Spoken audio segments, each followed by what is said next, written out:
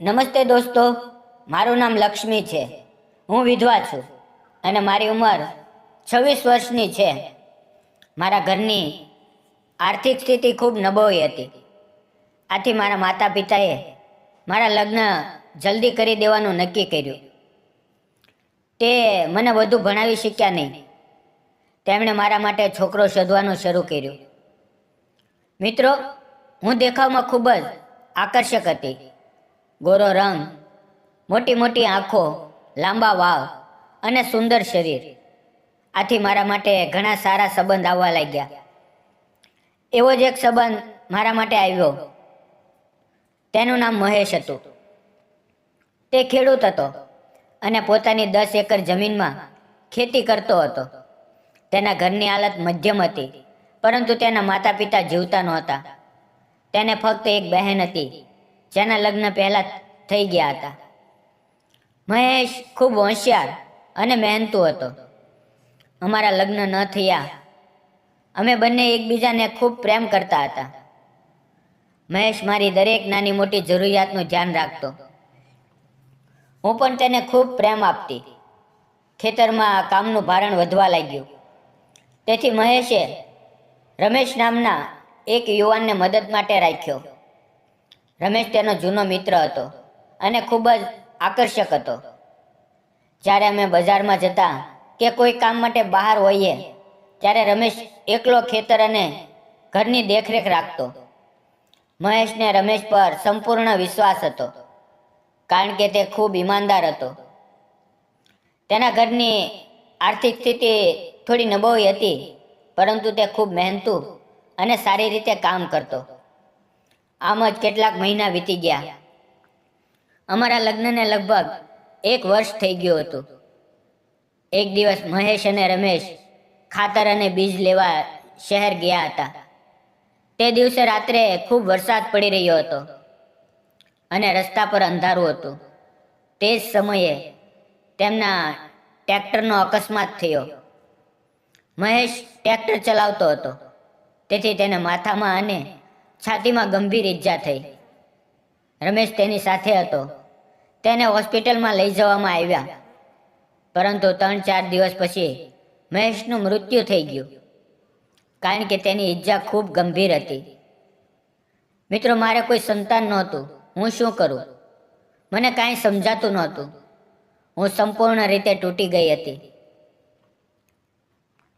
મારા પતિના મૃત્યુ પછી હું 1-2 મહિના માટે મારા માતા પિતાના ઘરે ગઈ. તેમણે મને ખૂબ સમજાવવાનો પ્રયાસ કર્યો, પરંતુ મારો કોઈ સહારો નહોતો. તેથી શું કરવું તે સમજાતું નહોતું. આ 2 મહિના દરમિયાન મારા પતિનો મિત્ર રમેશ ખેતર અને ઘરની સંભાળ લીધી. પછી મેં સાસરે પાછા ફરવાનું નક્કી કર્યું. મારા માતા પિતા મને સાસરે મૂકવા આવ્યા.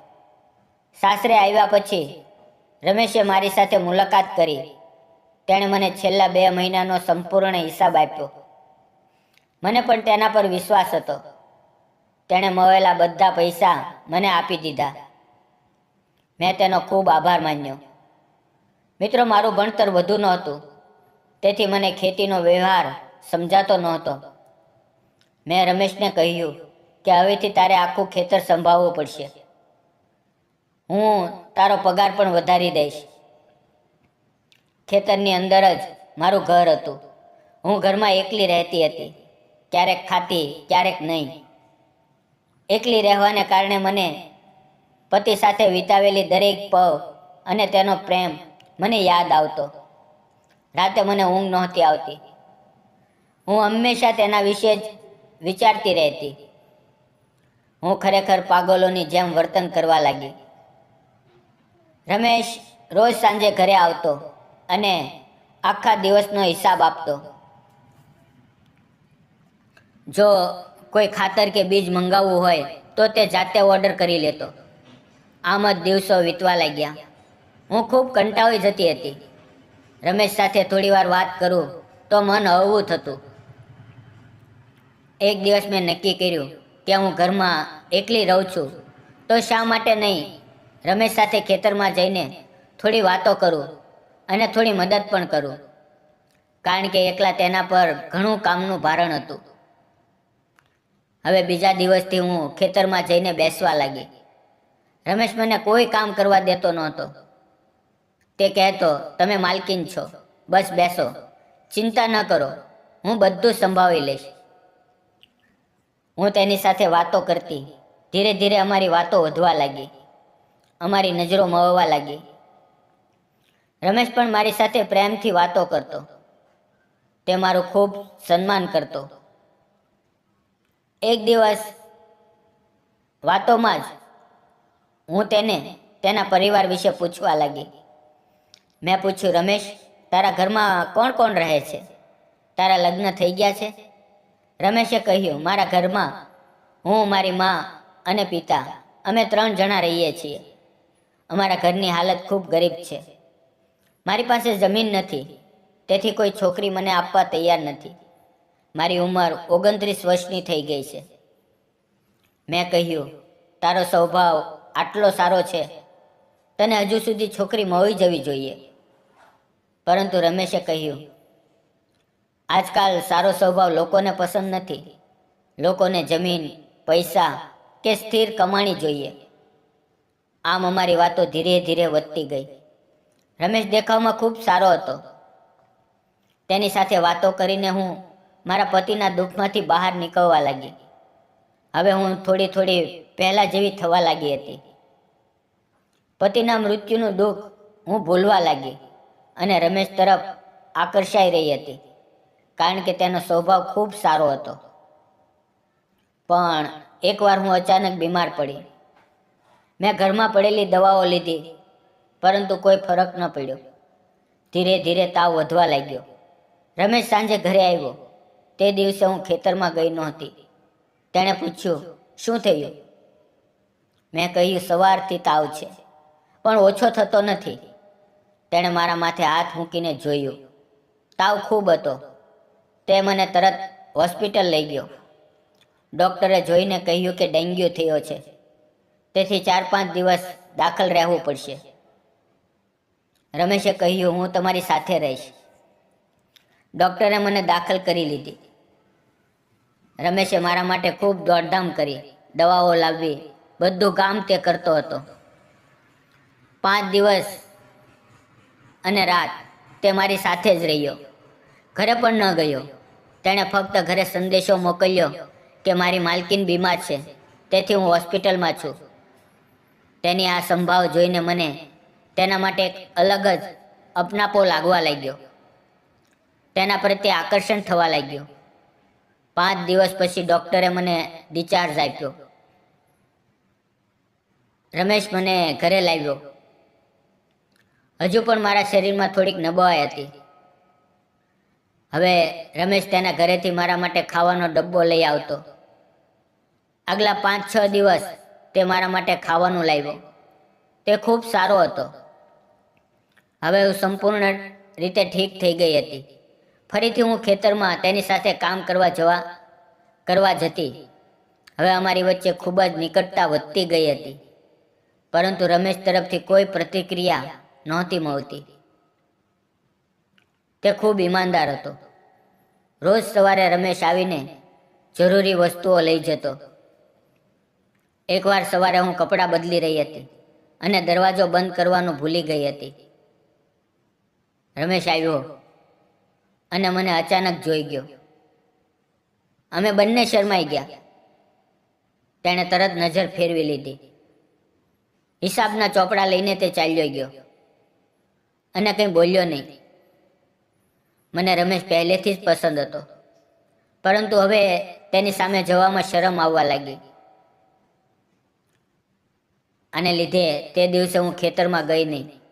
તે એકલો જ કામ કરતો રહ્યો. બપોરે મેં તેને ફોન કર્યો અને કહ્યું, ખાવા માટે આવી જા.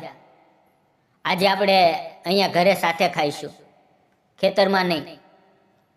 થોડી વાર પછી તે ડબ્બો લઈને આવ્યો અને મેં ઘરનું ખાવાનું તૈયાર કર્યું. અમે બંને સાથે બેસીને ખાવા લાગ્યા. અમે ચોરી છુપે એકબીજાને જોતા હતા, પરંતુ કોઈ બોલતું નહોતું. ધીરે ધીરે ખાવાનું પૂરું થયું.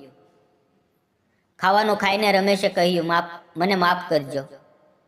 મેં જાણી જોઈને તમને એ રીતે નહોતા જોયા. હું તો ફક્ત હિસાબના ચોપડા લેવા આવ્યો હતો. મેં કહ્યું, સોરી ન બોલો. ખરેખર તો દરવાજો બંધ કરવાનું મને જ ભૂલાઈ ગયું. એમાં મારી જ ભૂલ હતી. રમેશ, એક વાત સાચે સાચી કહું, તું મને ખૂબ ગમે છે. છેલ્લા કેટલાય દિવસથી મને તારી સાથે ખૂબ સારું લાગે છે. જ્યારે હું દવાખાનામાં હતી ત્યારે તે મારી ખૂબ સંભાળ લીધી. મારા પતિના મૃત્યુ પછી આ ખેતરને તે એકલાએ સંભાળ્યું. જો તારી જગ્યાએ કોઈ બીજું હોત તો ખેતરના પૈસામાં બેમાની કરી શકત. પરંતુ તું ખૂબ ઈમાનદાર છે. મારા પતિ નથી એ જાણીને કોઈ બીજું હોત તો મારી સાથે ખોટું વર્તન કરી શકત. પરંતુ તે એવું ન કર્યું. મારે તને એક વાત કહેવી છે. તું મને ખૂબ ગમે છે. હું તારી સાથે જીવન વિતાવવા માંગુ છું. પરંતુ રમેશ કંઈ બોલ્યો નહીં અને મને કોઈ પ્રતિક્રિયા ન આપી. તે ચાલ્યો ગયો. મને સમજાતું નહોતું કે શું કરું. સાંજે 6 વાગ્યે ખેતરનું કામ પૂરું કરીને રમેશ ચોપડા આપવા આવ્યો. પરંતુ દરવાજો થોડો ખુલ્લો હતો. તેને હું દેખાય નહીં તો તે મને શોધતો મારા રૂમ પાસે આવી ગયો. તેણે મને અવાજ આપ્યો. મેં તેની તરફ જોયું અને કહ્યું, રમેશ, હું જે વર્તન કરું એ ખોટું હતું, પરંતુ શું કરું? મને તારી સાથે ખૂબ સારું લાગે છે. રમેશે મારો હાથ પોતાના હાથમાં લીધો અને કહ્યું, તમારા પતિ એટલે કે મહેશ મારા ખૂબ સારા મિત્ર હતા. મારું આવું વર્તન કરવું ખોટું છે.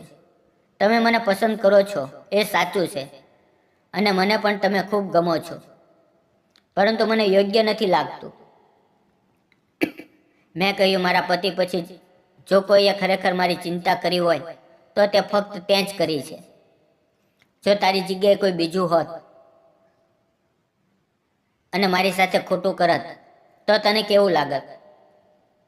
હવે અમે બંને એકબીજાને સમય આપવા લાગ્યા. અમે એકબીજાને વધુ સારી રીતે જાણવા લાગ્યા. ત્યારે મેં નક્કી કર્યું કે જો હું રમેશ સાથે લગ્ન કરી લઉં તો રમેશને કોઈ છોકરી નથી મળતી અને હું વિધવા છું. તો અમે લગ્ન કરીએ તો તેનો પણ પ્રશ્ન હલ થઈ જાય. એક દિવસ જ્યારે રમેશ બપોરે ખાવા આવ્યો, અમે બંનેએ નક્કી કર્યું કે અમે લગ્ન કરીશું. થોડા દિવસોમાં અમે લગ્ન કરી લીધા. હવે હું, રમેશ અને તેના માતા પિતા અમે બધા સાથે રહીએ છીએ. અમે એકબીજાને ખૂબ પ્રેમ કરીએ છીએ.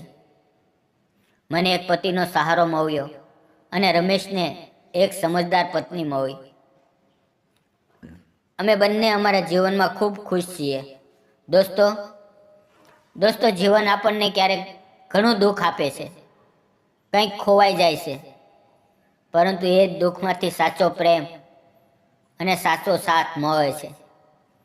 રમેશ જેવી વ્યક્તિ પર ભરોસો કરવો એ કોઈ ભૂલ નથી, પરંતુ એ બીજી તક માટે ઊભા રહેવું છે. પ્રેમ ફક્ત પહેલી વાર જ થાય એવું નથી. એ સાચી વ્યક્તિના કારણે ફરીથી થાય છે અને પછી આખી જિંદગી ટકે છે. જો તમને પણ પ્રેમમાં બીજી તક મળે તો ડરશો નહીં, એને સ્વીકારો. દોસ્તો, મારી અને રમેશની આ પ્રેમ કહાની તમને કેવી લાગી? જો સારી લાગી હોય તો ચેનલને લાઈક, શેર અને સબસ્ક્રાઈબ કરવાનું ન ભૂલતા.